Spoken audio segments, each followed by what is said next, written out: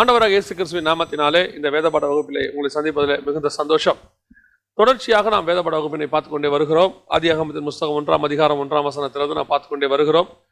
இன்றும் கூட நாம் அதிலிருந்து தான் இன்னொரு காரியத்தை நாம் பார்க்க போகிறோம்.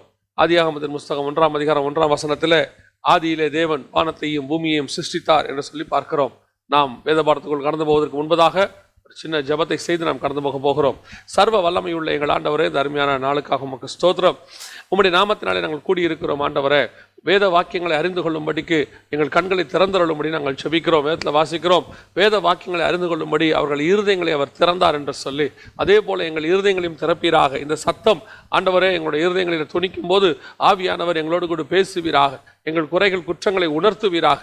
பாவத்தை குறித்தும் நீதியை குறித்தும் நியாயத்தீர்ப்பை குறித்தும் கண்டித்து உணர்த்துகிற ஆவியானவர் எங்களை மறுரூமாக்கத்தக்கதாக இந்த வசனங்கள் இருக்க கர்த்தர் கிருபை பாராட்டுவீராக. இந்த வார்த்தைகள் 100% ஆம் என்றும் ஆமென் என்றும் நிறைவேறுவதாக உம்முடைய கிருபை சூழ்ந்து கொள்ளட்டும், மகிமை மூடிக்கொள்ளட்டும். எங்கள் ஆண்டவர் இயேசுவின் நாமத்தில் ஒப்பு கொடுத்து ஜெபிக்கிறோம் எங்கள் ஜீவனுள்ள நல்ல பிதாவே. ஆதியாகமத்தின் புஸ்தகம் 1ஆம் அதிகாரம் 1வது வசனத்தில் ஆதியிலே தேவன் வானத்தையும் பூமியையும் சிருஷ்டித்தார். முதல் நம்ம 2 நாள் என்ன பார்த்துருக்கிறோம்னா, காணக்கூடிய இறைவன் காணக்கூடாத உலகத்தை படைத்தார். எதற்காக? காணக்கூடாத உலகத்திற்கு நம்மை கொண்டு போவதற்காக. 2வது நாள் பார்த்தோம், அழிவில்லாத தேவன் அழிவுள்ள உலகத்தை உண்டாக்கினார், த பெரிஷபிள் வேர்ல்ட். எதற்காக? நம்மளை அழிவில்லாத உலகத்திற்கு கொண்டு போவதற்காக. இன்னைக்கு நம்ம என்ன பார்க்க போறோம்னு சொன்னா, நாம் முதல் நாள் சொன்னது போலவே ஆதியிலே அப்படிங்கிறது ஒரு டைம், ஒரு ஒரு ஸ்டார்டிங் பாயிண்ட். அந்த ஆதி என்பது ஒன்று ஆரம்பிக்கிறது தான் ஆதி. அதற்கு முன்பாக அவர் அனாதி தேவன் உனக்கு அடைக்கலம் என்று சொல்லி நாம் வாசிக்கிறோம். உபாகமத்தின் புஸ்தகத்தில் 33ஆம் அதிகாரம் 27வது வசனத்தில் இந்த அனாதி தேவன், டைம்லெஸ் காட், எந்த ஒரு காலகட்டத்துக்கும் அடங்காதவர். அவர் ஆரம்பமும் இல்லை, அவருக்கு முடிவும் இல்லை, ஆதியும் இல்லை அந்தமும் இல்லைன்னு இருக்கு. இந்த ஆதியும் அந்தமும் இல்லாதவர் ஒரு வார்த்தையை நமக்கு சொல்றாரு, நான் அல்பாவும் ஒமேகாவுமாய் இருக்கிறேன், ஆதியும் அந்தமுமாய் இருக்கிறேன்.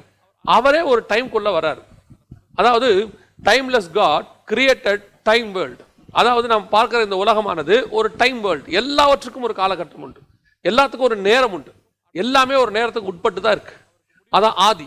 ஒரு உலகம், வானத்தையும் பூமியும் ஆண்டவர் சிருஷ்டித்தார். நிறைய பேர் இந்த கேள்வி கேட்டிருந்தாங்க, வானம்னு சொல்றீங்களே, இந்த வானம் எப்படி பரலோகம் வேறையா, இந்த வானம் வேறையா, இப்படி நிறைய கேட்டிருந்தாங்க. ஆங்கில வேதாகமத்தில் நீங்க வாசிக்கும் போது he created the heavens and the earth அப்படின்னு இருக்கு, வானங்கள் அப்படின்னு இருக்கும். பல இடங்களை நீங்க வாசிக்கலாம், சங்கீதங்கள்ல வருது, வானாதி வானங்களே அவரை துதியுங்கள். யூதருடைய நம்பிக்கையின்படி 7 வானங்கள் இருக்கிறது என்று சொல்வார்கள். நமக்கும் பைபிள்ல அந்த மாதிரி சில வானங்கள் இருக்கிறத நம்ம நிதானிக்க முடியும். இப்போ உதாரணமா நம்ம ஆண்டவர் பரலோகத்தில் இருக்கிறார், அது ஒரு வானம். அப்புறம் பிசாசு ஒரு வானத்தில் இருந்தான், நான் வானத்துக்கு ஏறுவேன் அப்படின்னு சொன்னா அது ஒரு வானம். அதற்கு பிறகு அவன் சபித்து ஒரு வானத்தில் தள்ளப்பட்டான். இப்பொழுது அவங்க அதான் இருக்காங்க, வானமண்டலத்தின் பொல்லாத சேனைகள், அது ஒரு வானம். அப்புறம் பாரடைஸ், வானத்துக்குள்ள எடுத்துக்கொள்ளப்பட்ட பரலோகத்தில் அந்த பரதீசுக்குள்ள இருக்கக்கூடியது, அது ஒரு வானம். இது இல்லாமல் இப்போ நம்ம பார்க்கறது இந்த ஒரு வானம். இதெல்லாம் நிறைய வானங்கள் இருக்கிறத நம்மளால நிதானிக்க முடியும். அது இல்லாமல் நம்ம நிதானத்துக்கு உலக பிரகாரமாக அல்லது நம்முடைய வியூவில் பார்க்கணும்னு சொன்னால், இப்போ பறவைகள் பறக்கிறது ஒரு வானம், இப்போ நீங்கள் பார்த்துக்கிட்டு இருக்கீங்க, அது ஒரு வானம். அதுக்கு பிறகு விமானம் பறக்கிறது ஒரு வானம். அந்த விமானம் பறக்கிற இடத்துல பறவை பறக்காது, அதனால தான் விமானத்தை அங்கே பறக்க வைக்கிறாங்க. 39,000 அடி 40,000 அடி அது பறக்க வைக்கிறாங்க. அதையும் தாண்டி சேட்டிலைட்ஸ், அது இருக்குதே ஒரு வானம். நம்ம நிதானத்துக்கு நான் சொல்றேன், இதெல்லாம் வானங்களா அப்படின்னா வானத்துடைய லேயர்ஸ். அடுத்து அது ஒன்று இருக்கு. அதையும் தாண்டி அப்படி பார்த்தீங்கன்னு சொன்னா நம்முடைய சூரியன், சந்திரன், நட்சத்திரங்கள், அதெல்லாம், அதுக்கு நடுவில் கிரகங்கள், இப்படி நிறைய இருக்கு. ஸோ இந்த வானங்களுடைய ஸ்டேஜஸ் நிறைய இருக்குது. பைபிள் படி யூதர்களுடைய நம்பிக்கையின்படி அது ஒரு 7 வானம். அப்போ இந்த ஆண்டவர் வானத்தையும் பூமியும் உண்டித்தார். அதான் எதுக்கு இதை சொன்னேன்னா, வானம் பூமியும் ஒழிந்து போகும் அப்படின்னா பரலோகம் ஒழிஞ்சிருமா அப்படின்னு கேட்குறாங்க. இந்த வானங்கள்ல ஒன்று ஒழிந்து போகும், பழைய வானமும் பழைய பூமியும் ஒழிந்து போயிற்று, புதிய வானமும் புதிய பூமியும் உண்டாயிற்று. அப்ப இந்த நாம பார்க்கிற வானம் நமக்குன்னு கொடுக்கப்பட்ட வானம். இது நமக்கு மழை பெய்விக்கிறதுக்கான ஒரு வானம், பறவை பறக்கிறதுக்காக இருக்கக்கூடிய வானம், இந்த மேகங்கள், இந்த வானம், இதெல்லாம் நமக்கு அன்று கொடுக்கப்பட்ட ஆண்டவர் வானம். அந்த வானத்துல தான் சூரியனும் சந்திரனையும் நமக்கு ஆண்டவர் வச்சிருக்கிறார். இந்த சூரியன், சந்திரன், வானம் எல்லாம் அழிந்து போகும். பைபிள் படி சூரியனும் சந்திரனும் இல்லாமல் போயிற்று, வானம் சுருட்டப்பட்ட புஸ்தகத்தை போல விலகி போயிற்று. அப்ப இந்த வானம், நம்ம பார்க்கக்கூடிய இந்த வானம் கண்டிப்பாக ஒரு நாள் போகும். அதற்கு பிறகு இந்த பூமியும் போகும். எப்போ? 22ஆம் அதிகாரம் வெளிப்படுத்தின விசேஷத்தெல்லாம் வாசிக்கிறோம். 1-2 வசனங்களிலே பழைய வானமும் பழைய பூமியும் ஒளிந்து போயிற்று. அப்போ இப்ப நம்ம பார்க்கக்கூடிய இந்த வானம் இதெல்லாம் போயிடும். அப்போ இது எல்லாமே ஒரு டைம், ஒரு காலகட்டத்தில் உண்டாக்கப்பட்டது. அதற்கு மேல இருக்கிற பரலோகம் அதெல்லாம் இருக்கும், அதெல்லாம் டைம்லெஸ். அதான் சொல்ல வரேன், டைம்லெஸ் வானத்தில் இருக்கிற ஆண்டவர் டைம் உள்ள வானத்தை உருவாக்கி இருக்கிறாரு. எதுக்காக? டைம்லெஸ் வேர்ல்டுக்கு நம்ம போவதற்காக. அப்ப இந்த டைம் வேர்ல்டுக்குள்ள இருக்கிற நமக்கு எல்லாத்துக்கும் ஒரு டைம் இருக்கு, அத்தனைக்கும் ஒரு டைம் இருக்கு. இந்த டைமை புரிஞ்சிக்க வேண்டியது நமக்கு அவசியம். ஏன்னா மோசே சொல்றாரு, எங்களின் நாட்களை என்னும் அறிவை எங்களுக்கு தாரும், 90ஆம் சங்கீதத்துல சொல்றாரு. அப்ப நம்ம எல்லாருக்கும் ஒரு நாள் இருக்குது, இந்த நாட்களை என்னும் அறிவை. இப்ப ஆதாம படைக்கும் போது அவனுக்கு மரணம் இல்லை என்று சொல்லி நாம் பார்க்கிறோம். ஆனால் அவன் ஒரு காலகட்டத்தோடு தான் இருந்தான். நேற்று இதை பத்தி பார்த்தோம். ஒரு காலகட்டம் முடிந்த பிறகு அவனை கொண்டு போய் ஆண்டவர் பரலோகத்தில் வைத்துக் கொள்வார். அப்போ நம்ம இருக்கிற நம்ம அத்தனை பேருக்கும் ஒரு டைம் இருக்கு.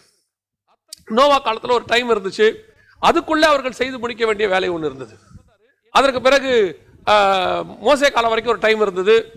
இப்போ நோவா கட்ட சொல்ல, நோவா காலம் முன்னாடி வரைக்கும் எல்லாம் 950 வருஷம், அதுக்கு பிறகு 120, அதுக்கு பிறகு 70, 80. இப்படி இந்த டைம் ஃபேக்டர் நம்ம அத்தனை பேருக்கு ஒரு டைம் இருக்கு. எதுக்காக இந்த வார்த்தையை நான் இப்ப சொல்றேன் அப்படின்னு சொன்னா, இந்த நேரத்தில் ஞாபகம் வரதுனால சொல்றேன். இந்த கடைசி காலத்துல, இது கடைசி கால உபதேசம் இல்ல, முதல்ல இருந்து உள்ள உபதேசம் இப்பவும் கடைசி காலத்துல அந்த கள்ள உபதேசம் கிரியை செஞ்சுக்கிட்டு இருக்கு. அந்த கள்ள உபதேசத்துல மிக முக்கியமானது என்னன்னா, சாவாமை. உனக்கு டைம், மரணமே கிடையாது, நீ எட்டர்னல் லைஃப். அவங்க சொல்றது எந்த எட்டர்னல் லைஃப்? அதுக்கு அவங்க சொல்ற வசனங்கள் எத்தனையோ வசனங்கள் எடுத்து சொல்றாங்க. எல்லா வசனத்திலையும் இயேசு எதை பத்தி பேசியிருக்கிறார்னா, அவர் நம்முடைய ஆவிக்குரிய வாழ்க்கையை பத்தி, நித்திய ஜீவனை பத்தி பேசியிருக்கிறார். நித்திய ஜீவனை பேசுற வசனங்கள் எல்லாம் எடுத்துக்கிட்டு இவங்க மாம்ச ஜீவனை பத்தி பேசிக்கிட்டு இருக்காங்க. அதான் நேத்து கூட பார்த்தோம், ஜென்ம சரீரம். இந்த ஜென்ம சரீரம் அழிவு, ஆவியின் சரீரம் அழிவில்லாதது. இப்ப நேத்து அந்த அழிவுள்ளதை பத்தி பார்க்கிறோம். இன்னைக்கு இந்த சரீரத்துக்கு ஒரு டைம் இருக்கு. என்ன சொல்றாங்க கடைசி கால உபதேசத்துல? இதுக்கு டைமே கிடையாதுங்க, இது வாரு எட்டர்னல் லைஃப்குள்ள போகும். நம்ம நினைச்சா சாகலாம், நம்ம நினைச்சா சாகாம இருக்கலாம், அப்படிலாம் கிடையாதுங்க. இந்த சரீரத்துக்கு ஒரு குறிப்பிட்ட காலத்துல கர்த்தர் மரணத்தை வச்சிருக்கிறார். மரணம் இல்லை விட்டால் மறுரூபம் வச்சிருக்கிறார். இப்ப வரும்போது நம்ம மறுரூபம் ஆகும். இந்த சரீரம் கண்டிப்பாக நீங்க நினைச்சா இந்த பூமியில 1000 வருஷம் இருக்கலாம்னா முடியாது, இருக்க முடியாது. ஏன்? நீங்க எத்தனை வருஷம் இந்த பூமிக்குள்ள இருக்கணுங்கிற ஒரு டைமை கர்த்தர் வச்சிருக்கிறார். அதைத்தான் உங்களுக்கு சொல்ல வரோம். இந்த டைம்குள்ள இது நீங்க அச்சீவ் பண்ணி முடிக்கணும். இந்த டைம் அதான் ஃபர்ஸ்ட், நமக்கு ஒரு டைமை கர்த்தர் வச்சிருக்கிறார். அப்ப அந்த டைமை, எங்கள் நாட்களை என்னும் அறிவை எங்களுக்கு தாரும். நீங்க பரிசுத்தவான்கள் நல்லா கவனிச்சு பாருங்க, அவங்க எல்லாம் அந்த டைமை தெரிஞ்சு கொண்டவங்களா இருப்பாங்க. இப்போ எலியா இருக்கிறாரு, அவர் சொல்றாரு, நான் இன்னைக்கு எடுத்துக்கொள்ளப்பட போகிறேன். எப்படி அழகா சொல்றாரு பாருங்க, ஐ ஃபினிஷ் மை ஒர்க், நான் போறேன். அதே மாதிரி தான் ஒவ்வொருத்தரும். இயேசு கிறிஸ்து சொல்றாரு, நான் எடுத்துக்கொள்ளப்படும் முன்னே உங்களுக்கு என்ன செய்ய வேண்டும். அடுத்து பவுல் சொல்றாரு, நான் தேகத்தை விட்டு பிரியும் காலம் எனக்கு வந்தது. அப்போ ஒவ்வொருத்தரும் இந்த பூமியை விட்டு போகிறத அழகா சொல்றாங்க. அப்ப நாம இந்த பூமிக்கு வந்து ஒரு டைம் ஃபேக்டர் நம்ம ஆண்டவர் வச்சிருக்கிறார். அதை என்னும் அறிவு நமக்கு வேணும். எத்தனை காலம் நான் இங்க இருப்பேன்? உலகத்துல என்ன சொல்றாங்கன்னா, நாம சாகர காலம் தெரிஞ்சிருச்சுன்னா வாழ்ற காலம் நரகம் ஆயிரும். ஏன்? சாகுற காலம் தெரிஞ்சிருச்சுன்னா அதுக்கப்புறம் நிம்மதி இருக்காது. ஐயோ, நான் 70 வயசு செத்துருவனே. யாருக்கு? இந்த பூமியிலேயே இருப்பேன் என்கிறவனுக்கு தான். இதை விட மேலான ஆசீர்வாதத்துக்கு போறேன், பரலோகத்துக்கு போக போறேன், இதை விட நான் காணாத ஒரு சந்தோஷத்துக்கு போக போறேன் அப்படிங்கிறவனுக்கு அந்த நாள் என்பது நரகத்தின் நாள் அல்ல, எப்போ வருவான்னு வாஞ்சிக்கிற நாள். அதைத்தான் பவுல் சொல்றாரு, நான் போக வேண்டும் என்று ஆசைப்படுகிறேன். அந்த நாளை என்ற அறிவு நமக்கு வேணும். எல்லாவற்றுக்கும் ஒரு காலம் உண்டு, ஆண்டவர் வச்சிருக்கிறாரு. மரத்துக்கு ஒரு காலம் இருக்கு, செடிக்கு ஒரு காலம் இருக்கு. மேபி ஒவ்வொன்றுக்கும் காலம் டிஃபர் ஆகும். அந்த லைஃப் ஸ்பேன் வந்து டிஃபர் ஆகும். ஒவ்வொருத்தருக்கும் ஒரு லைஃப் ஸ்பேன் இருக்குதுன்னு வச்சுக்கோங்களேன். இப்போ என்ன சொல்றாங்க, எனக்கு ஒருத்தர் சொன்னதை நான் உங்களுக்கு சொல்றேன். நமக்கு ஒரு வருஷம் இல்லையா, அது வந்து நாய்களை பொறுத்த வரைக்கும் 7 இயர்ஸ் கணக்காது. ஒரு வருஷம் நாய் வாழ்ந்தா 7 வருஷம் வாழ்ந்ததுக்கு சமானமா. அந்த நாய் 7 வருஷம் 8 வருஷம் வாழ்ந்துருச்சுன்னா 50 வயசு வாழ்ந்ததுக்கு சமானம். ஒருத்தர் சொன்னாங்க, சரியா தப்பான்னு எனக்கு தெரியாது. அதே மாதிரி தான் ஒவ்வொரு மிருகத்துக்கும் டிஃபர் ஆகுமா. ஆமைக்கு டிஃபர் ஆகுமா, யானைக்கு டிஃபர் ஆகுமா. நாம 10 வருஷங்கிறோமா, அது அவங்களுக்கு வந்து 30 வருஷம் 40 வருஷம் கணக்குல வந்திருக்குமா. லைஃப் ஸ்பேனுடைய ஒவ்வொன்றுக்கும் ஒரு காலத்தை ஆண்டவர் வச்சிருக்கிறார். அதன் காலத்தை முடிச்ச உடனே அது போயிடும். இந்த உலகத்தை, அதான் சொல்றேன், இந்த உலகத்தில் நாம் இருப்பதற்கு ஒரு காலம் இருக்கு. அந்த காலத்தை என்னும் அறிவு நமக்கு வேணும். அப்ப அந்த என்னும் அறிவுனா என்ன? அந்த காலம் எனக்கு ஆண்டவரை நீங்க வச்சிருக்கிறீங்கப்பா. இந்த லைஃப் என்ன, இந்த எட்டர்னல் காட் எனக்கு ஒரு லைஃப் டைம் உருவாக்கி இருக்கிறீங்க. அந்த லைஃபை, அந்த காலத்தை நான் புரிஞ்சுக்கணும், அந்த காலத்தை நான் தெரிஞ்சுக்கணும். அது தெரிஞ்சுக்காததுனால தான் நமக்கு என்ன ஆகுது, ஐயோ இன்னும் சீக்கிரம் வாழ்க்கை முடிய போதே, எனக்கு எப்போ மரணம் வரும் தெரியாதே. இப்ப நான் என்ன சொல்றேன், அது தெரியுன்ற நமக்கு அது ஆண்டவர் சொல்லுவார். பினிஷ் பண்ணிட்டு நம்ம போவோம், இந்த உலகத்தை விட்டு கண்டிப்பாக போவோம்.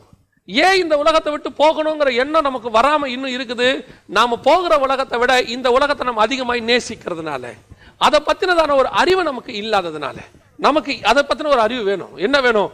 நான் இதை விட மேன்மையான உலகத்துக்கு போக போறேன், இப்போ ஒரு உதாரணத்துக்கு சொல்றேன், இங்க இந்தியால ஒரு கஷ்டப்பட்டு கொண்டிருக்கிற குடும்பத்தில் இருக்கிற நமக்கு திடீர்னு அமெரிக்கால அல்லது ஒரு பெரிய வெளிநாட்டில் ஒரு பெரிய ஜாப், ஒரு கை நிறைய சம்பளத்தோட ஒரு நல்ல வேலையோடு கூட ஒன்று கிடைக்குதுன்னு வச்சுக்கோங்களேன்.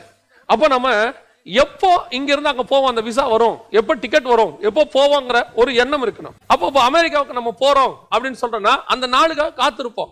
சோ இந்த லைஃபை முடிச்சு ஒரு நல்ல லைஃப், இதை விட பெட்டர் லைஃப் அமையுது, நம்ம இனி சந்தோஷமா இருப்போம், வாழ்க்கை மாறப்போகுது. அப்போ இந்த இந்தியாவிலிருந்து புறப்படுற காலம் நமக்கு துக்கமாக இருக்காது, இந்த இந்தியாவிலிருந்து புறப்படுற காலம் சந்தோஷமாக இருக்கும்.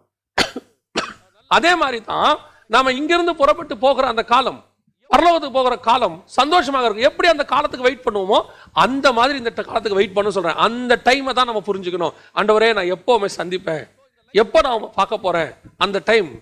அப்ப இந்த விஷயத்தை சொல்லும் போது ஒரு சிலர் சொல்றாங்க மரணமே கிடையாது. கண்டிப்பாக உண்டு, மரணம் அல்லது எடுத்துக்கொள்ளப்படுதல் ஏதோ ஒன்று உண்டு. ஆனா ஒரு எண்டு உண்டு. அவங்க சொல்றதுக்கு நாங்க சொல்றதுக்கு என்ன வித்தியாசம்? அவங்க எண்டேன்றாங்க சாவாமை, உங்களுக்கு இமார்டலிட்டி, அதாவது உங்களுக்கு மரணம் என்பதே கிடையாது. நல்லா கவனிங்க, அதுக்கு ஒரு அர்த்தம் உங்களுக்கு நான் ஒரு வசனத்தை உங்களுக்கு சொல்றேன். 3ஆம் அதிகாரத்துல ஆதியாகமத்துல பிசாசு வந்து வார்த்தை ஒன்று சொல்லுச்சு. என்ன வார்த்தை சொல்லுச்சு? இது புசிக்கும் நாளிலே நீ சாகவே சாவது இல்லைன்னு சொல்லுச்சு. ஆனா ஆண்டவர் என்ன சொன்னார் நமக்கு? புசிக்கும் நாளிலே சாவே சாவாய். இப்ப இவன் வந்து சொல்றான், பிசாசு சொல்றான் நீ சாகவே சாவதில்லை அப்படின்னு சொல்றான். இப்ப நடந்தது என்ன? புசிக்கும் நாளில அவங்க செத்தாங்களா இல்லையா அப்படின்னு கேட்டா உடனே அத்தனை பேரும் உலகத்தில் இருக்கிற எல்லாரும் என்ன சொல்லுவோம்? பாத்தியா சாவல பத்தியா? பிசாசு என்ன சொன்னோம்? நான் தான் ஒன்று சொன்னேன், பாத்தியா சாவல பத்தியா, நீங்க புசிக்கும் நாளில் சாகல பாருங்க. இப்ப இது என்ன ஆயிடுச்சு? ஆண்டவர் சொன்னது என்னவோ பொய் மாதிரியும், பிசாசு சொன்னது என்னவோ மெய் மாதிரி ஆயிடுச்சு. ஆக்சுவலா ஆண்டவர் அங்க என்ன கண்டென்ட் கொடுத்திருக்கிறாரு, என்ன விஷயத்த சொல்றாரு? சாவதில் சாவாய். ஆக்சுவலா சாவே சாவாய்னா நீ உள்ளுக்குள்ள சாக தொடங்குற. என்னைக்கு ஆதாம் அவர் பழத்தை சாப்பிட ஆரம்பிச்சிட்டாரோ அன்னையிலிருந்து அவர் மரணத்தை நோக்கி பிரயாணம் பண்ண ஆரம்பிச்சிட்டார். அந்த மரணம்ங்கிறது புசிக்கும் நாளிலே சாவாய் அப்படின்னா என்ன அர்த்தம்? அன்னையில இருந்து மரணம் ஸ்டார்ட் ஆயிருச்சு. அப்பத்துல இருந்து நம்ம அதான் நாங்க ஒரு உதாரணம் கூட சொன்னோம். ஒரு குழந்தை பிறந்துட்டா ஃபர்ஸ்ட் இயர் பர்த்டே கொண்டாடுறோம். நம்ம என்ன சொல்றோம்? பிள்ளைக்கு 1 வயசு ஆயிடுச்சு, சந்தோஷம். இதோட இன்னொரு ஆங்கிள், ஹெவன்லி ஆங்கிள், இன்னொரு ஆங்கிள் என்ன தெரியுமா? அந்த பிள்ளையோட லைஃப் ஸ்பேன்ல 1 வருஷம் முடிஞ்சிருச்சு. அப்போ 1 வருஷம் ஆக ஆக ஆக என்ன ஆகுது? அதோடைய வாழ்க்கையில 1 வருஷம் 2 வருஷம் 3 வருஷம் 4 வருஷம் முடிஞ்சுக்கிட்டே போகுது. 80 வயசு ஆகும்போது அவர் 80 வயசு ஆனாரு என்பது உண்மை, ஆனால் மரணம் நெருங்கிட்டு உண்மை. அப்போ ஒவ்வொரு வருஷம் ஆக ஆக மரணம் நெருங்குதுன்னு அர்த்தம். அதைத்தான் ஆதாமுக்கு ஆச்சு. ஆண்டவர் நேரடியாக இப்படித்தான் சொன்னார். உடனே பிசாசு அதை திருச்சி சொன்னான். இப்ப ஆண்டவர் அதை என்ன சொன்னார்? என்னை விசுவாசிக்கிறவன் மரித்தாலும் பிழைப்பான் அப்படின்னா உடனே இவங்க என்ன சொன்னாங்க? பாத்தீங்களா, செத்தாலும் நம்ம உயிரோடு தான் இருப்போம், மரித்தாலும் பிழைப்பான். என்ன அர்த்தம்? ஒருவேளை இந்த மாம்சத்தில் அவன் செத்துட்டாலும் தேவனை விசுவாசித்தபடினாலே அவன் ஆத்மா பிழைத்துக் கொள்ளும், மரித்தாலும் பிழைப்பான். இந்த சரீரத்தை ஏன் அவங்க இப்படி போக்கஸ் பண்றாங்க? இந்த சரீரம் சாவாதுன்னு அது பிசாசினுடைய உபதேசம், இந்த பூமியிலேயே இருக்கிறதுக்கான இம்மைக்குரிய பிரசங்கம். ஆனால் எப்ப இந்த சரீரம் போகணும்னு ஆசைப்படுறோம் பாத்தீங்களா, இது வேணாம் ஆண்டவரே, ஃபினிஷ், இதை முடிச்சிருங்க. ஏன்னா நேத்து கூட ஒருத்தர் சொன்னாரு, ஆண்டவர் பூமிக்குரிய ஆசீர்வாதத்தை வச்சிருக்கிறாரு, நீங்க ஏன் பிரதர் ஜெகன் நீங்க அதெல்லாம் மறுதளிக்கிறீங்க? நான் பூமிக்குரிய ஆசீர்வாதத்தை மறுதளிக்கலையே. வாழ்ற வரைக்கும் என்ன தேவையோ அதை கத்த நமக்கு கொடுத்துருக்கிறான்னு நான் சொல்றேன். நாம அதை போக்கஸ் பண்ண கூடாதுன்னு சொல்றேன். அதை போக்கஸ் பண்ணி ஓடக்கூடாதுங்கிறேன். அதை நான் என்ன சொல்ல வரோம்? அந்த ஆசீர்வாதத்துக்கு பின்னாடியே ஓடி தேவனை விட்டுறக்கூடாதுங்கிறோம். ஏன் இப்ப நமக்கு இந்த ஷர்ட் இது ஒரு ஆசீர்வாதம்.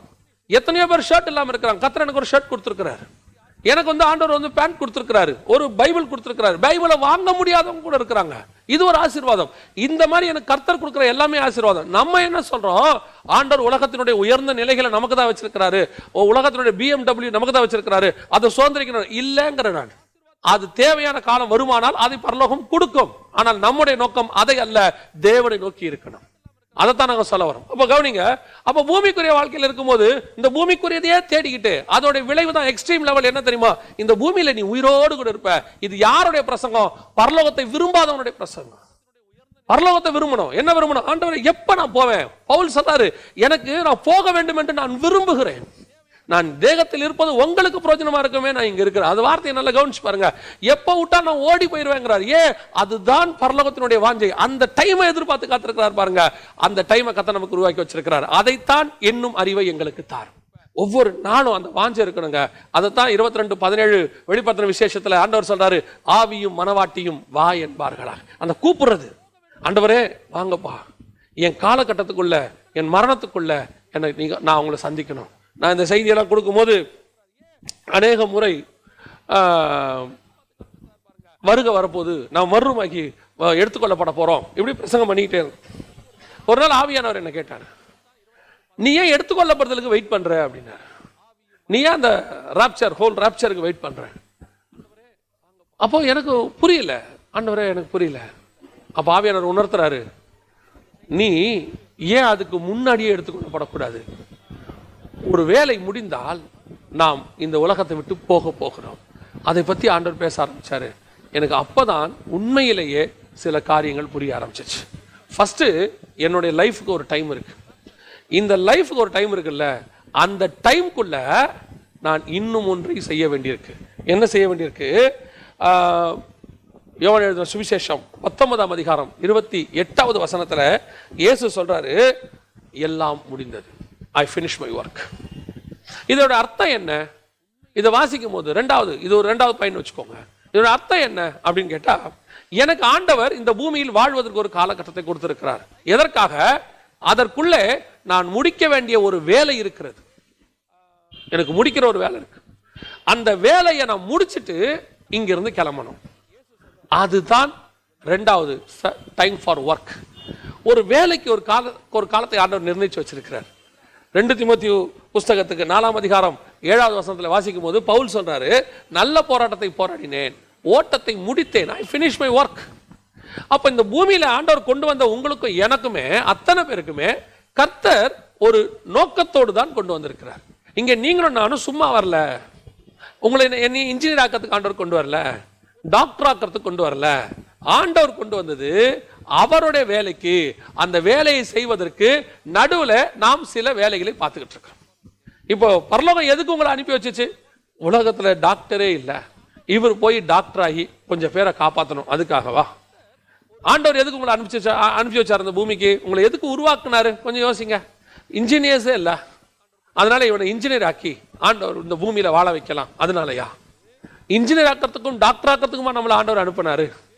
அப்படின்னா ஆண்டவருக்கு இங்கேயே நிறைய இன்ஜினியர்ஸ், டாக்டர்ஸ் இருக்காங்க.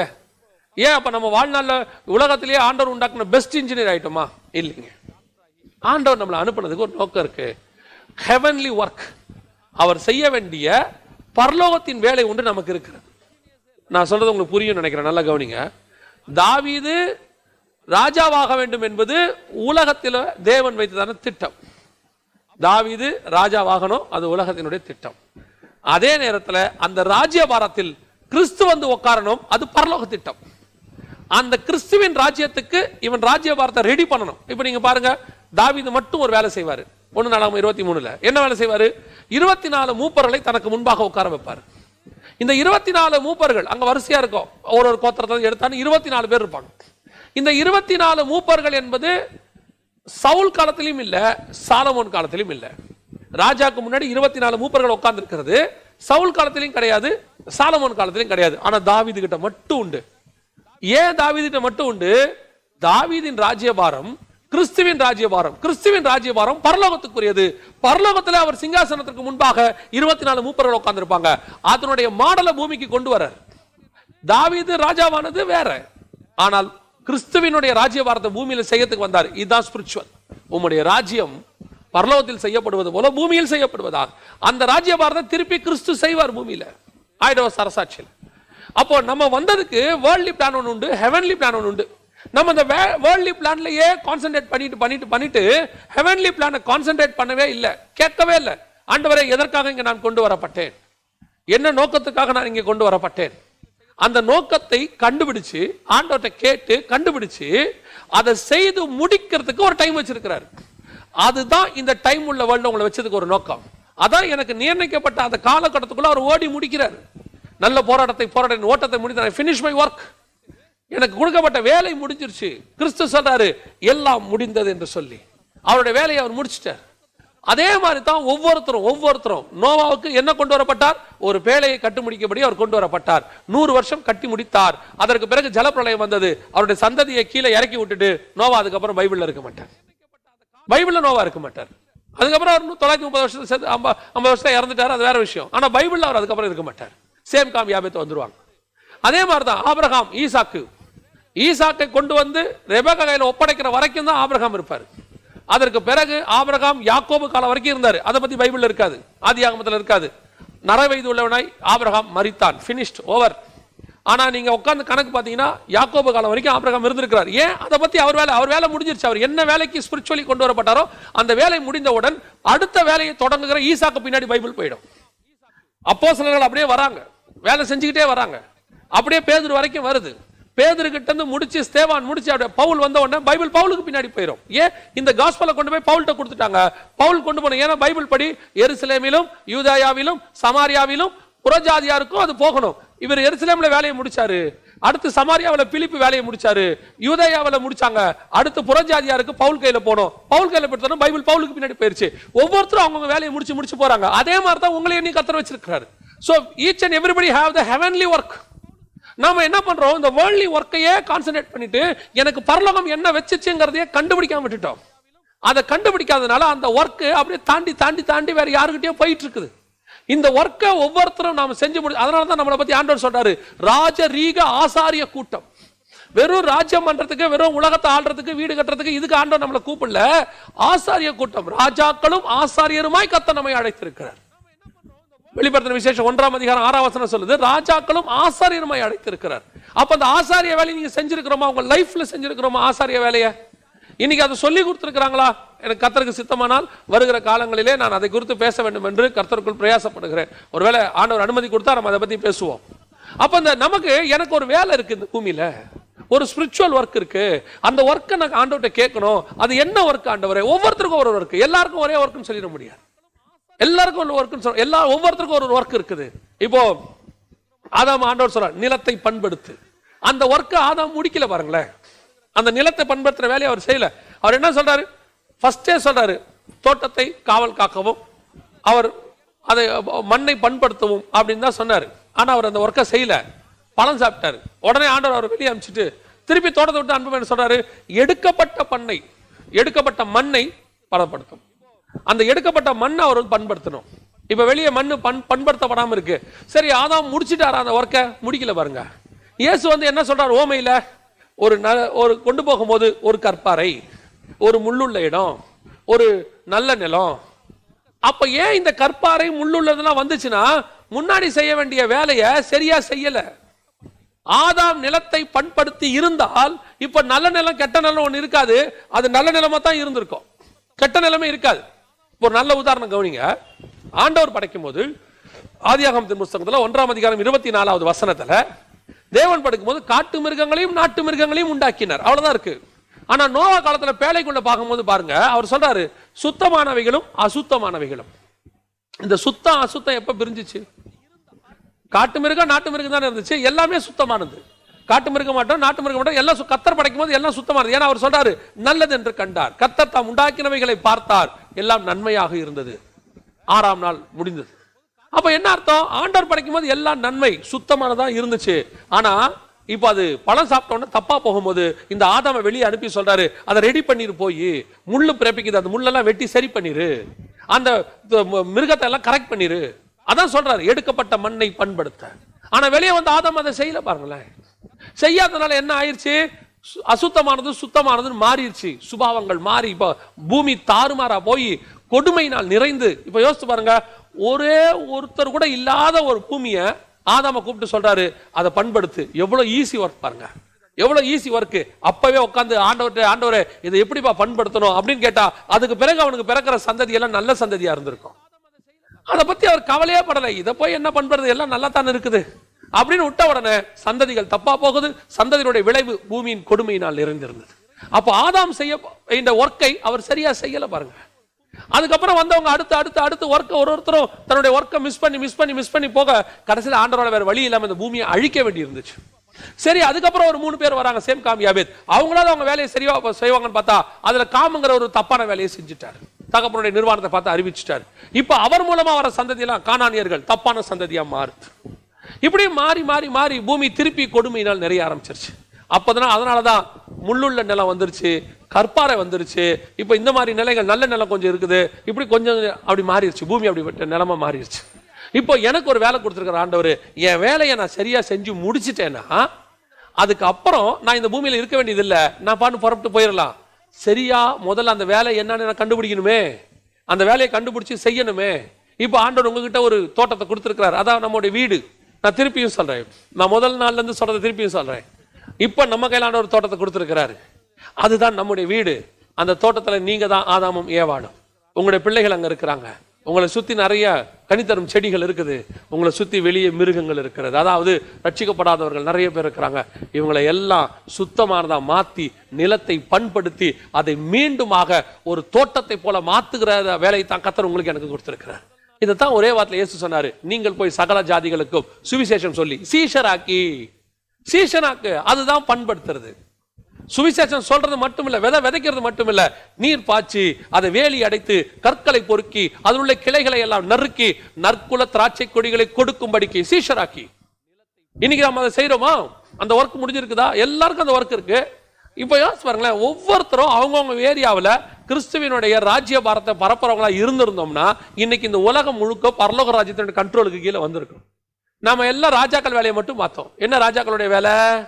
வந்தோம், சாப்பிட்டோம், சம்பாதிச்சோம், அடுத்த தலைமுறைக்கு சேர்த்தோம், போனோம், பினிஷ், ஓவர்.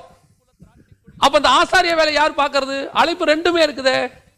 அப்ப அந்த ஆசாரிய வேலையில உங்களை எப்படி திருப்தி ஆக்கிட்டாங்க? எப்படி சொல்லி திருப்தி ஆக்கிட்டாங்க? நீங்க ஒன்று போ அல்லது அனுப்பு. நான் இதை குற்றமா சொல்லல, இது நீங்க செய்யாததுனால கொடுக்கப்பட்ட ஆப்ஷன்ஸ். போ அனுப்பலாம் இல்ல, போதான். இயேசுநாதர் சொன்னது போதான், அனுப்பே கிடையாது. போ. இயேசுநாதர் நீங்கள் போய் சகல ஜாதிகளுக்கும் சுவிசேஷத்தை பிரசங்கிங்கள், அவ்வளவுதான் இயேசுநாதர் சொன்னார். இப்ப நம்ம போகாததுனால நம்ம சம்பாரிச்சு, ஏன்னா சபை நம்மளுக்கு கொடுக்கப்பட்ட உபதேசம் சம்பாரிச்சு 10ல் ஒரு பாகத்தை கொடுத்துட்டா you will be satisfied, நீ வீட்டுல என்ன வேணாலும் பண்ணிக்கலான்ட்டாங்க.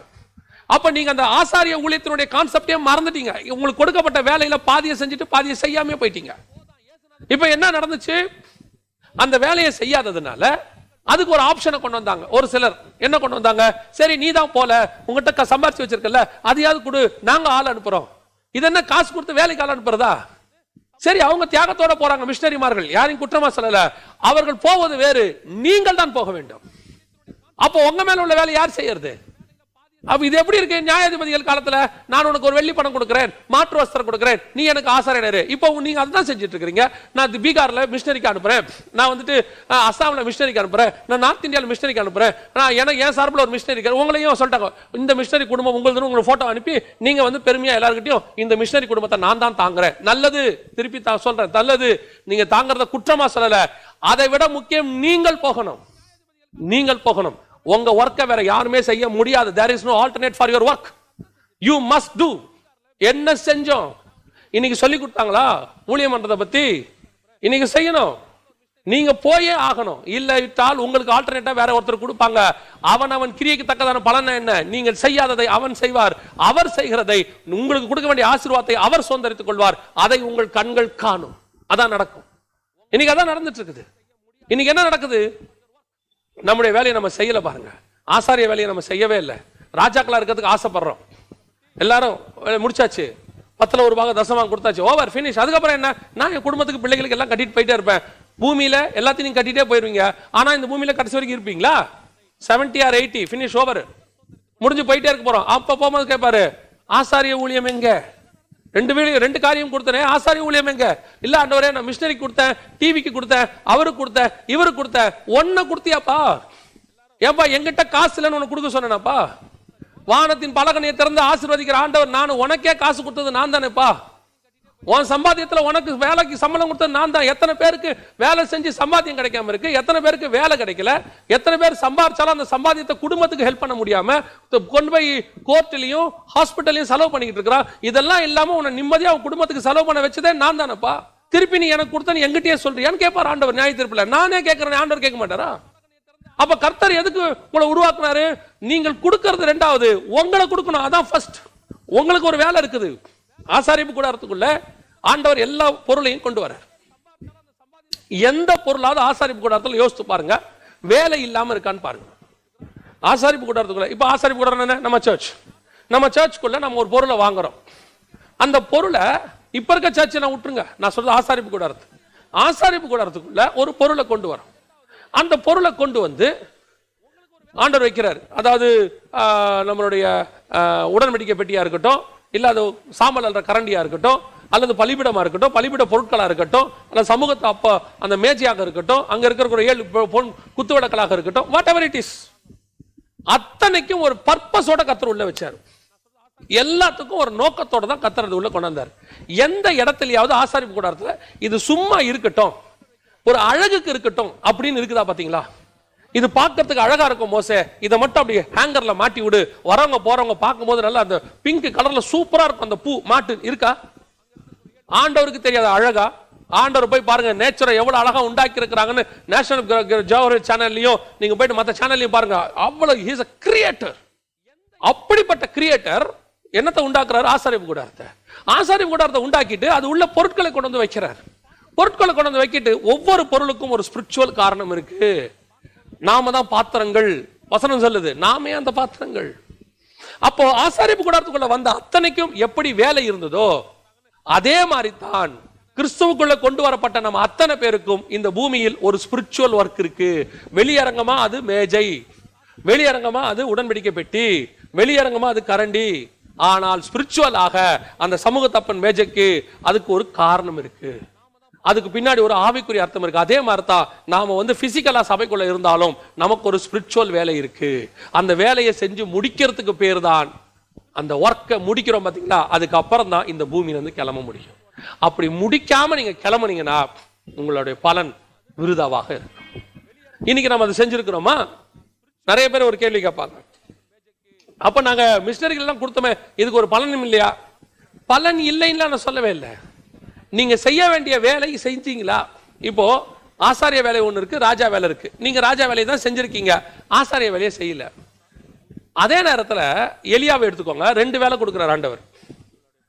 1 ராஜாக்களின் புஸ்தகம் 19ஆம் அதிகாரம் 13 முதல் 15 வசனத்தை நீங்க வாசித்தீங்கன்னா ஆண்டவர் சொல்றார் எலியாவை பார்த்து, ஆசைகளை சிரியாவின் மேலும் யெகூவை இஸ்ரவேலின் மேலும் எலிசாவை உன் ஸ்தானத்திலும் அபிஷேகம் பண்ணு. இங்க ஆசாரிய ஊழியம் இருக்கு, ராஜா ஊழியமும் இருக்கு. ராஜாக்களும் ஆசாரியருமாய் 2த்தையும் அபிஷேகம் பண்ணு. அவன் தான் ராஜாக்கள் ஊழியம் ஆசாரிய ஊழியத்தை கொண்டு வரார், அந்த இடத்துல அபிஷேகம் பண்ண போறார். ஆனா எலியா செய்தது பாத்தீங்களா, ஆசாரிய ஊழியம் மட்டும் செஞ்சார். அந்த இடத்துல அவர் 2 ஊழியத்தையும் செஞ்சிருக்கணும். 2 ஊழியத்துக்கு பதிலா 1 ஊழியத்தை மட்டும் முடிச்சாரு, ஆசாரியத்தை முடிச்சாரு, ராஜா ஊழியத்தை முடிக்கல. ஆனால் கர்த்தர் அவர் எடுத்துக்கொண்டார். ஏன்? ஸ்பிரிச்சுவல் ஒர்க்கை முடிச்சாச்சுன்னா ராஜா ஊழியத்தை யார் வேணாலும் செய்யலாம். உங்களுடைய ராஜா ஊழியத்தை யார் வேணாலும் செய்யலாம். ஒரு உதாரணம், உங்களுடைய காசு பணம் இருக்கு, நீங்க எடுத்து ஒருத்தருக்கு கொடுக்கணும். ஒருவேளை நீங்க கொடுக்கலனா உங்க பையன் எடுத்து கொடுத்துருவாரு, ஓவர். ஆனா ஸ்பிரிச்சுவலி நீங்க ஒருத்தருக்கு சுவிசேஷம் சொல்லணும். நீங்க சொல்லாததுனால அந்த ஆத்மா அந்த நிமிஷத்துல போயிடும். அதுக்கப்புறம் உங்க பையன் அந்த ஆத்மாவுக்கு சுவிசேஷம் சொல்ல முடியாது. நான் சொல்றது உங்களுக்கு புரியுதா? உங்களுடைய உலக பிரகாரமான வேலையை உங்களை தவிர வேற யார் வேணாலும் செய்யலாம். இப்ப எலியா செய்யாததை எலிசா செய்தார். ஆனால் எலியாவுடைய ஆவிக்குரிய வேலையை, அந்த அபிஷேகம் எலிசாவை பண்றதை வேற யாருமே பண்ண முடியாது, எலியா தான் பண்ணணும். அதே மாதிரி உன் ஆவிக்குரிய வேலையை நீங்க மட்டும் தான் பண்ண முடியும், வேற யாருமே பண்ண முடியாது. ஒருவேளை உலக பிரகாரமான வேலையை வேற யார் வேணாலும் கூட செய்யலாம், there is an alternate. But உங்க ஸ்பிரிச்சுவல் ஒர்க்கை கர்த்தர் நியமிச்சு வச்சதை உங்களை தவிர வேற யாருமே பண்ண முடியாது. அதை செய்து முடித்தோமா? அதை தான் இப்ப ஆண்டவர்கிட்ட கேட்கணும். இத்தனை வருஷம் அதை கேட்காம விட்டுட்டோம். இத்தனை வருஷம் we are self satisfied. என்ன செல்ஃப் சாட்டிஸ்ஃபைட்? சர்ச்சுக்கு போனோம், தசமாங்காணிக்கு கொடுத்தோம், உட்காந்து 3/4 மணி நேரம் செய்தி கேட்டோம், செய்தி நல்லா இருந்துச்சு, நல்லா இல்ல மார்க் போட்டோம், வந்துட்டோம். அதோட அடுத்த சண்டே நடுவில் 6 நாள் நமக்கும் கர்த்தருக்கு எந்த தொடர்பும் கிடையாது. ஒரு சிலர் வீட்டில் குடும்ப ஜெபம் வச்சோம், டெய்லி எங்க வீட்டில் ஃபேமிலி பிரேயர் உண்டு. ஓகே ஃபைன், இவ்வளவுதானா? இதுக்கு தான் நீங்க வந்தீங்களா? அந்த ராஜரீக ஆசாரிய கூட்டத்தை உண்டாக்கி உங்களுடைய ராஜ்யம் பரலோகத்தில் செய்யப்படுவது போல பூமியில செய்யப்படணும் அப்படின்னா என்ன செய்யணும்? நீங்கள் போய் சகல ஜாதிகளுக்கும் சுவிசேஷம் சொல்லி சீஷராக்குங்கள். அந்த வேலையை இன்னும் நாம செய்யல. அந்த வேலையை ஒவ்வொருத்தனும் செய்யணும். உங்களை என்ன ஏத்திட்டாங்கன்னா, உங்க மைண்ட்ல என்ன ஏத்திட்டாங்கன்னா, நாங்க பாத்துக்கிறோம், அதெல்லாம் நீ சம்பாதிச்சு கொடு போதும். யார் சொல்லியிருப்பான்னு உங்களுக்கே தெரியும். நாங்க அந்த ஊழியம்லாம் நாங்க பாத்துக்கிறோம், அதெல்லாம் உங்க வேலை கிடையாது. அதுக்கெல்லாம் அழைப்பு வேணும். 5 வகையான ஊழியத்தை செய்வதற்கு தான் அழைப்பு வேணும். சுவிசேஷ ஊழியம் சொல்றதுக்கு அழைப்பே தேவையில்லை, எல்லாரும் செய்யணும். அது நம்மேல் விழுந்த கடமை. Each and everybody must do. உங்க லைஃப்ல எத்தனை பேருக்கு சுவிசேஷம் சொல்லியிருக்கீங்க? எத்தனை பேர்கிட்ட போய் ஒரு நாளைக்கு ஒருத்தருக்காக சுவிசேஷம் சொல்லியிருக்கீங்களா? ஆனா டெய்லி பணம் தேடுறோம். டெய்லி சாப்பாடு தேடுறோம், டெய்லி பிள்ளைகளுக்கு படிப்பு தேடுறோம், மற்ற வேலையெல்லாம் டெய்லி செய்யறோம். சுவிசேஷ ஊழியம் மட்டும் என்னைக்கு செஞ்சோம் சொல்லுங்க? அப்போ ராஜா ஊழியத்தை டெய்லி செஞ்சிருக்கிறோம், ஆசாரிப்பு ஊழியத்தை செய்யவே இல்லை. அந்த வேலையை செஞ்சு முடிக்கணும். எப்போ? எனக்கு கொடுக்கப்பட்ட காலகட்டத்திற்கு முன்பதாக. அந்த வேலையை நான் செஞ்சு முடிச்ச பிறகு நான் இந்த பூமியில இருக்க வேண்டிய அவசியமே இல்லை. இதுதான் ஆண்டவர் சொன்னாரு. நீ ஒரு 3 வகையா இருக்கு. ஒண்ணு மரணம் வந்து பரலோகத்துக்கு வர்றது, பரதீசிக்கு வர்றது. இன்னொன்னு வருகை வரும்போது எடுத்துக்கொள்ளப்படுறது. இன்னொன்னு இருக்கு, என் வேலை முடிஞ்சிருச்சுன்னா ஆண்டவர் எடுத்துட்டு போயிட்டே இருப்பாரு. வருகை வரைக்கும் கூட நீ வெயிட் பண்ணாத, உன் வேலையை முடிக்கிற வேலையை பாருன்னு ஆண்டவர் சொன்னாரு. அதுதான் உண்மையும் கூட. ஏழை முடிஞ்சிச்சு, வருகை வரைக்கும் எலியா வெயிட் பண்ணல, ஏறி மேல போயிட்டே இருந்தாரு. வேலை வந்துச்சு, முடிஞ்சிச்சு. ஒவ்வொரு அப்போஸ்தலரும் எல்லாம் யோசிச்சு பாருங்க. இன்னைக்கு காலகட்டத்துல என்ன சொல்றாங்க? நீடித்த ஆயுசை கர்த்தர் உனக்கு கொடுப்பார், நீ முதிர் வயதிலும் கனித்தந்து புஷ்டியா இருப்பார். ஆனா இதெல்லாம் குறைய சொல்லல பாருங்க. நியூ டெஸ்ட்மெண்ட்ல அதெல்லாம் இல்லை பாருங்க. நியூ டெஸ்ட்மெண்ட்ல என்ன சொல்லியிருக்கா தெரியுமா? நான் வேலையை முடிச்சா கிளம்பி போயிட்டே இருக்கணும்.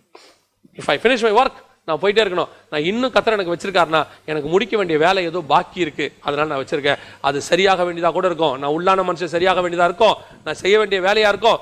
நான் வேலையை முடிச்சா இந்த இடத்த விட்டு நான் போயிடுவேன். அப்போ புதிய ஏற்பாடை பொறுத்த வரைக்கும் எல்லா அப்போஸ்தலரும் அல்பாயுஸ் தான். கணக்குப்படி பார்த்தா எல்லாம் 55, 45, 35 என்ன நடந்துச்சு ஏது நடந்துச்சு தெரியாது. எல்லாம் சீக்கிரம் ஏசுனாதே 33 வயசுல போயிட்டார். ஸோ ஒர்க் முடிஞ்சிச்சு. அவர் சொல்றாரு எல்லாம் முடிந்தது, ஐ ஃபினிஷ் மை ஒர்க். பிதாவே எல்லாவற்றையும் ஒப்பு கொடுத்தார், முடிஞ்சிச்சு, தலை சாய்த்தார். ஏன்? 33 வயசு தாங்க ஆகுது, வேலையை முடிஞ்சிச்சு. என்ன கொஞ்ச நாள் இருந்துட்டு பசங்களுடைய அந்த ஊழிய அப்போஸ்தலர்கள் எப்படி ஊழியம் பண்றாங்கன்னு பார்த்துட்டு இருந்துட்டு என் கண்ணார பார்த்துட்டு போறேன்னு கேட்டாரு பிதா கிட்ட. பிதாவே 3 வருஷம் ஊழியம் பண்ணியிருக்கேன், பசங்கள்லாம் இப்போ கொஞ்சம் நல்லா தேடி இருக்கிறானுங்க, அவனுங்க மினிஸ்ட்ரி எப்படி இருக்குன்னு பார்த்துட்டு வரேன்ப்பா. இன்னைக்கு நமக்கு அப்படிதான் ஆசை இருக்கு. ஆண்டவரே பசங்களெல்லாம் உருவாக்கிட்டா, அவங்கெல்லாம் நல்லா ஊழியம் பண்ண ஆரம்பிச்சிருக்காங்க, ஊழியம் பண்ணு பேரம்பேத்தியை பார்த்துட்டு வரேன்ப்பா. எதுக்கு? என் ஒர்க் முடிஞ்சா நான் போயிட்டே இருக்கணும். அப்ப நான் இன்னும் இங்க இருக்கிறேன்னா என் ஒர்க் இன்னும் முடியல. ஒர்க் முடியாதது ஒரு பக்கம், இன்னும் நிறைய பேர் ஒர்க்கை ஸ்டார்ட்டே பண்ணல. It's a time to work. என் வேலை முடிந்தால் நான் போய்கொண்டே இருப்பேன். ஒரு வாழை மரம் பாருங்க, தன்னோட வேலையை முடிஞ்சவொடனே கொலை தள்ளிட்டு போயிட்டே இருக்கு. ஃபினிஷ்ட். தென்னை மரம் கொலை தள்ளிட்டு போயிட்டே இருக்கு. அதே மாதிரி என் வேலையை முடிஞ்சவுடன் நான் புறப்பட்டு போய்கொண்டே இருக்கணும். முதலாவதாக என் வாழ்க்கைக்கு ஒரு டைம் உண்டு. ரெண்டாவதாக எனக்கு நியமிக்கப்பட்ட ஒரு வேலை இருக்கு, அந்த டைமுக்குள்ள அந்த வேலையை நான் முடிக்க வேண்டும். இதுதான் கர்த்தர் வச்சிருக்கிறார். மூணாவது இன்னும் ஒரு காரியம் இருக்கு. 1 பேதுருவின் புஸ்தகம் 5ஆம் அதிகாரம் 6வது வசனம். 1 பேதுருவின் புஸ்தகம் 5ஆம் அதிகாரம் 6வது வசனம். ஏற்ற காலத்தில் உங்களை உயர்த்தும்படிக்கு அவருடைய பலத்த கரத்துக்குள் அடங்கியிருங்கள்.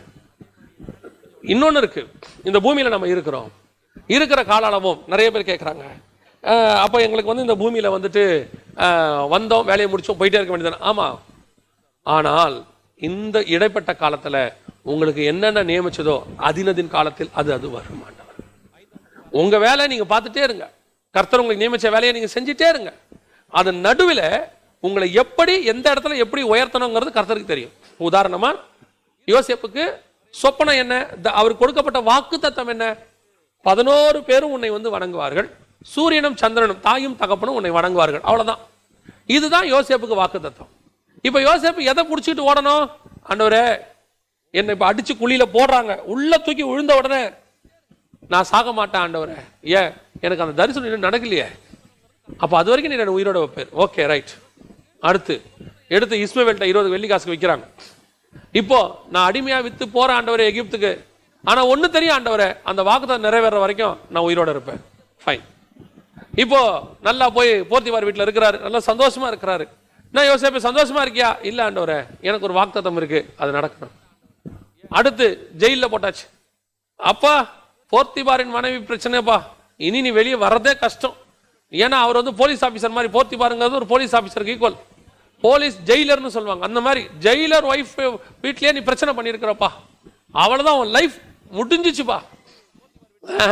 அந்த 11 பேர் என்ன வணங்கணும், அதுதான் என்னுடைய. இப்ப அடுத்து பார்வோன் கூப்பிடுறாரு. பார்வோன் கூப்பிட்டு பிரதமர் ஆக்குறாரு, மோதிரத்தை கொடுத்து பிரதமராக்கி போ. அப்படியே எல்லாரும் போறாங்க, எல்லாரும் வணங்குறாங்க. அத்தனை பேரும் யோசேப்பை வணங்குறாங்க. என்ன யோசேப்பு, நீ பட்ட பாடுகளுக்கு பலன் வந்துருச்சா, நீ உயர்த்தப்பட்டாச்சா? அந்த 11 பேர் வணங்கணும், இன்னும் என் வாக்குத்தத்தை நிறைவேறல. இப்போ உலகத்துல இருக்கிற அத்தனை பேரும் அரிசி வாங்க வராங்க, எல்லாரும் வராங்க. இவனை உள்ள தூக்கி போட்ட போர்த்திபார் வீட்டுக்கு இவர் தான் அரிசி கொடுக்கணும், ரேஷன் கொடுக்கணும். அவர் வீட்டு ரேஷன் கார்டு இவர் கையில தான் இருக்கு. இப்ப அத்தனை பேர் வந்தாச்சு, பாத்தியா போர்த்திபார் வந்துட்ட காலில் விழுந்தாச்சு. எல்லாரும் வந்துட்டாங்க. யோசேப்பு இப்படி நிம்மதியா போவே. அந்த வாக்குத்தத்தம் ஒண்ணு இருக்கு. அந்த 11 பேர் வரணும். இங்க கடைசியா 11 பேர் வந்து விழுந்தாங்க, வணங்குனாங்க. யாக்கோபும் வந்தாரு. என்ன யோசேப்பு? இதுக்கு தான் கர்த்தர் என்னை ஏற்ற காலத்தில் உயர்த்தும்படிக்கு வைத்தார். எனக்கு சொன்ன வாக்குத்தத்தம் நிறைவேறுகிற வரைக்கும் எனக்கு ஒரு காலம் இருக்கு. அது வரைக்கும் நான் பொறுமையா இருப்பேன். அதுக்கு நடுவுல என்ன நடந்தாலும், உயர்வோ தாழ்வோ எது நடந்தாலும் நான் கவலைப்பட மாட்டேன். சொன்னதை செய்யும் அளவர், வாக்குத்தத்தம் பண்ணினவர் உண்மை உள்ளவர். அவர் சொல்லியும் செய்யாதிருப்பாரோ, வசனத்தும் நிறைவேற்றாதிருப்பாரோ, அவர் சொன்னதை செஞ்சு முடிப்பார். அது வரைக்கும் நான் இங்க இருப்பேன். இந்த எண்ணம் நமக்கு வரணும். ஒரு ஒரு ஒரு வாக்குத்தத்தம் எனக்கு கொடுத்துட்டாரு, இல்ல எனக்கு ஒரு ப்ராமிஸ் பண்ணியிருக்கிறாரு, எனக்கு ஆண்டவர் ஒரு காரியத்தை சொல்லியிருக்க, ஒரு விஷன், ஒரு தரிசனம், வாட் எவர் இட் இஸ் எனக்கு சொல்லியிருக்கிறாரு, அது கர்த்தர் சொன்னதா இருக்கணும். சொல்லிட்டாருன்னா அது ஒண்ணு போதுங்க. நாம அதை வச்சுக்கிட்டு நம்ம லைஃப் ஸ்பேனை முடிச்சிடலாம். அது நடக்கிற வரைக்கும் மிச்சம் எது நடந்தாலும் கவலைப்பட வேண்டிய அவசியமே இல்லை. அது நடக்கும். அப்ப யோசிச்சு பாருங்க, 11 பேரை நினைச்சிருந்தா கர்த்தர் அதே கானானுக்குள்ள இந்த 11 பேரும் வணங்கும்படி வைக்க முடியும். ஆனா ஆண்டவர் அதை விரும்பல. அவருடைய தரிசனம் என்ன தெரியுமா? நீ எகிப்துக்கு பிரதமர் ஆகணும், இவங்க எல்லாம் அங்க வந்து வணங்கணும். எப்படிப்பட்ட விஷயம் பாருங்க. இருக்கிறது ரொம்ப கஷ்டங்க. இன்னொரு நாட்டுக்கு பிரதமர் ஆக்கி, இப்போ இந்தியாவில் இருக்கிற நம்ம போய் அமெரிக்காவுக்கு ஜனாதிபதி ஆகி இந்தியாவில் இருக்கிறவங்களாம் நம்மளை கை நீட்டணும்னா எப்படி முடியும்? வந்து நம்ம கிட்ட நிக்கணும்னா அதை விட இந்தியாவில் ஒன்ன பிரதமர் ஆக்க வேண்டியது ஈஸி இல்ல. ஆனா நடந்தது என்ன? ஆண்டவர் பக்கத்து நாட்டுக்கு பிரதமர் ஆக்கி அத்தனை பேரையும் அங்க வந்து வணங்க வைக்கிறாரு. கஷ்டமான வேலைதான். ஆனால் அந்த வாக்குத்தத்தம் நிறைவேறுகிற வரைக்கும் உனக்கு ஒரு காலம் உண்டு. ஏற்ற காலத்தில் உன்னை உயர்த்தும்படிக்கு பலத்த கரத்துக்குள் அடங்கிரு. கர்த்தர் சொன்னது நடக்கும். நிறைய பேருக்கு இன்னைக்கு என்னன்னா, ஆண்டவர் சொன்னாரே நடக்கலையே, ஆண்டவர் சொன்னாரே நடக்கலையே. அப்போ ஒரு விதமான முறுமுறுப்பு. நீங்க இந்த எந்த இடத்துல பாருங்க, ஒரு இடத்துலயாவது யோசேப்பு முறுமுறுத்தார பாருங்க. ஏன்? நான் எனக்கு ஒண்ணு சொல்லிட்டாரு ஆண்டவர், அது நடக்கும். இல்லைங்க, உன்னை பெட்டிக்குள்ள வச்சுட்டாங்கப்பா, செத்து 4 நாள் ஆகி போச்சுப்பா, எப்படிப்பா வாக்குத்தத்தம் நிறைவேறும்? சொன்னது அவருங்க. கட்ட அவிழ்த்து கல்ல துரத்தி என்னை வெளியே கொண்டு உயிரோடு நிக்க வைக்க அவர் வல்லமை உள்ளவராக இருக்கிறார். ஏன்? நான் செத்து 4 நாள் நார்னாலும் திருப்பி என்னை உயிரோடு கூட அவர் எழுப்புவார். அவர் சொன்னதை நிறைவேற்றிட்டு தான் முடிப்பார். எனக்கு ஆண்டவர் சொல்லி கொடுத்திருக்கிறார். நேற்று ஒரு காரியத்தை தியானிக்கும் போது ஆண்டவர் ஒரு காரியம் சொல்லி கொடுத்தார். செத்து சில மணி நேரங்களே ஆன, சில மணி நேரங்களே ஆன எவ்விருவின் மகளை அவரால் உயிரோடு எழுப்ப முடியும். செத்து ஒரு நாள் 2 நாள் ஆன நாயின் ஒரு விதவையின் மகனை அவரால் உயிரோடு எழுப்ப முடியும். செத்து 4 நாள் ஆகி நாரி போன லாசருவையும் உயிரோடு எழுப்ப முடியும். மண்ணோடு மண்ணாய் போய் 2000 வருஷமான உலர்ந்த எலும்புகளையும் திருப்பி அவரால் உயிரோடு கொண்டு வந்து நிற்க வைக்க முடியும். கர்த்தர் ஒன்று சொல்லிட்டாருன்னா அந்த வாக்கு தத்தம் நிறைவேற வரைக்கும் அவர் உன்னை விட்டு விலகுவதும் இல்லை, உன்னை கைவிடுவதும் இல்லை. மேபி இந்த 4 ஸ்டேஜ்ல நம்ம எங்க வேணா இருப்போம். சொன்ன வாக்கு தத்தத்துக்கு முன்னாடி நமக்கு சாகிற நிலைமையா இருக்கும். சில நேரத்துல செத்து போன நிலைமை கூட இருக்கும். இதுக்கப்புறம் நடக்காதுங்க, அவ்வளவுதான், இதுக்கு மேல நடக்கிறதுக்கு வாய்ப்பே இல்லைங்க அப்படிம்போம். அதுக்கு அடுத்த லெவல் ஒன்று இருக்கு. என்ன லெவல்? எல்லாம் முடிஞ்சிருச்சு, நாரி போச்சு, அவ்வளவுதான், ஃபினிஷ், முடிச்சாச்சு, க்ளோஸ் பண்ணியாச்சு, டோர் க்ளோஸ்ட், இதுக்கு மேல டோர் ஓப்பனே ஆகாது அப்படின்னு நம்ம சொல்லுவோம். அதையும் தாண்டி, அது எங்க அப்பாவுக்கு சொன்னது, எங்க அப்பா சொல்லி தெரிஞ்சாரு, இப்படிலாம் நடக்கும்னு நடக்கவே இல்லை. பையன் காலத்திலையும் அதை நிறைவேற்றுவதற்கு அவர் வல்லமை உள்ளவராக இருக்கிறார். அவர் சொன்ன வாக்கு தத்தத்தை ஒரு நாளும் மறக்கிற தேவன் இல்லை. ஒண்ணு மட்டும் தெரிஞ்சு கொள்ளுங்க, உங்களை உயர்த்துறதுக்கு ஒரு டைம் வச்சிருக்கிறார் ஆண்டவர். அந்த டைம் வரும்போது உங்களை அவர் உயர்த்துவார். இந்த டைம்லெஸ் காட் எல்லாத்துக்கும் டைம் வச்சிருக்கிறார். பிரசங்கி புஸ்தகம் 3ஆம் அதிகாரம் 1 முதல் 11 வசனம் சொல்லுது, எல்லாவற்றுக்கும் ஒரு காலம் உண்டு, அதனுக்கு ஒரு காலம் உண்டு, நமக்கும் ஒரு காலம் உண்டு. நம்மையும் இந்த காலத்துக்குள்ள வச்சிருக்கிறாரு, நமக்கும் ஒரு காலத்தை வச்சிருக்கிறாரு. அந்த காலத்தை ஆண்டவர் ஏற்ற நேரத்தில் எல்லாவற்றையும் நடப்பிப்பார். யோசிச்சு பாருங்க, கரெக்டா 11 வயசுல மீச முளைக்கணும்னா 11 வயசுல மீச முளைக்க வைப்பாரு. அவர் வைப்பாரு. 3 வயசுல முளைக்காது. ஏற்ற காலத்தில் மீசை முளைக்க வைப்பார். ஏற்ற காலத்தில் தாடி முளைக்க வைப்பார். அதே ஆண்டவர் ஏற்ற காலத்தில் உன்னுடைய உயர்வையும் கட்டளையிடுவார். ஏற்ற காலத்தில் உங்களுக்கு இந்த பூமியில என்ன தேவையோ அதை கொடுப்பார். திருப்பியும் சொல்றேன், உடனே பணத்தை பத்தி பேசுறேன்னு சொல்லிடாதீங்க. இந்த பூமியில நம்ம வாழ்வதற்கு தேவைகள் உண்டு. அந்த தேவைகளை பரலோகம் சந்திக்கும். நாம தேவைக்கு பின்னாடி ஓடக்கூடாது, தேவனுக்கு பின்னாடி ஓடணும். 23ஆம் சங்கீதம் தான் ஆண்டவர் எனக்கு சொல்லி கொடுத்தார். அவர் என்னை புல்லுள்ள இடங்களில் நடத்துவார், அமர்ந்த தண்ணீர் அண்டைக்கு என்னை நடத்துவார். நான் அதை செஞ்சுக்கிட்டே இருப்பேன். ஆனா நன்மையும் கிருபையும் என்னை தொடரும். நான் அதுக்கு பின்னாடி போயிட்டே இருப்பேங்க. ஆண்டவர் காட்டுற பாதையில போயிட்டே இருப்பேன். என் பார்வை நன்மையும் கிருபை நோக்கி இருக்காது, என் பார்வை கர்த்தர் காட்டுறதை நோக்கி இருக்கும். ஆனா நன்மையும் கிருபையும் என் பின்னால் வரும். அதே மாதிரி தான் கர்த்தர் சொல்ற பாதையில போய்கிட்டே இருங்க. அந்த பாதையில் நன்மையும் கிருபையும் ஏற்ற காலத்தில் உங்களுக்கு வரும். ஏற்ற நேரத்தில் கொண்டு வந்து கொடுப்பார். மேபி உங்க கண் அதை காணாது, அது பார்க்க முடியாது, ஒரு சிறு மேகம் கூட தெரியாது, ஒரு உள்ளங்கை மேகம் கூட தெரியாது. ஆனா காற்றையும் காண மாட்டீர்கள், மழையும் காண மாட்டீர்கள். தேசம் தண்ணீரால் நிரப்பப்படும். வாக்குத்தத்தம் பண்ணினவர் உண்மை உள்ளவர். Timeless God created the time world. இந்த டைம் வேர்ல்டுக்குள்ள 3 முக்கியமான காரியம் இருக்கு. 1, உங்களுக்கு ஆண்டவர் உங்கள் ஜீவனுக்கு ஒரு காலத்தை வைத்திருக்கிறார். 2, அந்த ஜீவன் காலத்துக்குள்ள, அந்த குறிப்பிட்ட காலத்துக்குள்ள உங்களுக்கு ஒரு வேலை வைத்திருக்கிறார். 3, அந்த குறிப்பிட்ட வேலை காலத்துக்குள்ள உங்களுக்கு ஒரு உயர்வையும் வைத்திருக்கிறார். Timeless God created the time world for the timeless world. நாம ஜெபம் பண்ண போகிறோம். சர்வ வல்லமையுள்ள எங்கள் ஆண்டவரே, இந்த அருமையான நேரத்திற்காக உமக்கு ஸ்தோத்திரம். உம்முடைய மகிமையுள்ள கரத்தில் எங்களை தாழ்த்துகிறோம். இந்த பூமியில நீர் எங்களை கொண்டு வந்ததுக்கு ஒரு முகாந்தரம் உண்டு ஆண்டவரே. எங்களை இந்த பூமியில நீர் வளர்த்து வேறு பிரிச்சு கொண்டு வந்ததுக்கு ஒரு முகாந்தரம் உண்டு ஆண்டவரே. எங்களுடைய ரத்தத்தால கழுவி வேறு பிரிச்சதுக்கு ஒரு முகாந்தரம் உண்டு ஆண்டவரே. விருதாவாக விளையாட்டாக நீர் எதையும் செய்யவில்லை அப்பா. எங்களுக்கு நியமிச்சவைகளை நாங்கள் சுதந்திரித்து முடிக்க, எங்களுக்கு நியமிச்ச தரிசனத்தை நாங்கள் செய்து முடிக்க, எங்க காலகட்டத்துக்குள்ள எல்லாத்தையும் முடித்து ஜெயமாயுமை வந்து சந்திக்க எங்களுக்கு கிருபை பாராட்டும். அந்த காலகட்டத்துக்குள்ள முடிக்கிறவங்கள தான் நீங்க ஜெயம் பெற்றவர்கள் சொல்றீங்க. குறிப்பிட்ட காலத்துக்குள்ள குறிப்பிட்ட வேலையை செஞ்சு முடிச்சா ஜெயம் பெற்றவர்கள் நீங்க சொல்றீங்க. அதே போல நீங்க எங்களுக்கு நியமித்த காலத்துக்குள்ள எங்களுக்கு நியமித்த வேலையை நாங்கள் செய்து முடிக்க வேண்டும் ஆண்டவர். அதுக்காக கிருபையை தார், அதற்கான ஞானத்தை கொடுங்க. எங்களுக்கு முன்பாக நீங்க போங்க, எங்களுக்கு வழிகளை காட்டி கொடுங்க. எங்க ஆவியானவர் எங்களுக்குள்ள இருந்து எங்களை நடத்துங்கப்பா. நீர் வரும்போது உண்மையும் உத்தமம் உள்ளவனேன்னு சொல்லி you finished my work அப்படின்னு சொல்லி எங்களை பார்த்து நீங்க சொல்லணும், எஜமானுடைய சந்தோஷத்துக்குள் பிரவேசின்னு சொல்லணும். ஒருவேளை நாங்க முடிக்காம நிற்கும் போது நீ வந்து சொல்லிடக்கூடாது அக்கிரம செய்கைக்காரனேன்னு சொல்லி. கிருபை தாங்கப்பா. உமக்கு சித்தமானால் தொடர்ந்து நாங்கள் இந்த வேத பாடத்தை கவனிக்க எங்களுக்கு கிருபை பாராட்டும், ஆசீர்வதியும், வழி நடத்தும். இயேசுவின் நாமத்தில் பிதாவே. கவனிங்க, அந்த 5 ஜப குறிப்பை மறந்துடாதீங்க. அந்த 5 ஜப குறிப்புக்கு அநேகர் ஜெபம் பண்றாங்க. அதுக்கு ஆண்டவர் பதில்களையும் கொடுத்து கொண்டிருக்கிறார். அநேகர் உதவியும் செஞ்சுக்கிட்டு இருக்கிறீங்க. தொடர்ந்து செய்யுங்க. கர்த்தர் நம்மை ஆசீர்வதிப்பார். கிருபை தாங்கப்பா. உமக்கு சித்தமானால் தொடர்ந்து நாங்கள் இந்த வேத பாடத்தை கவனிக்க எங்களுக்கு கிருபை பாராட்டும், ஆசீர்வதியும், வழி நடத்தும். இயேசுவின் நாமத்தில் பிதாவே. கவனிங்க, அந்த 5 ஜப குறிப்பை மறந்துடாதீங்க. அந்த 5 ஜப குறிப்புக்கு அநேகர் ஜெபம் பண்றாங்க. அதுக்கு ஆண்டவர் பதில்களையும் கொடுத்து கொண்டிருக்கிறார். அநேகர் உதவியும் செஞ்சுக்கிட்டு இருக்கிறீங்க. தொடர்ந்து செய்யுங்க. கர்த்தர் நம்மை ஆசீர்வதிப்பார்.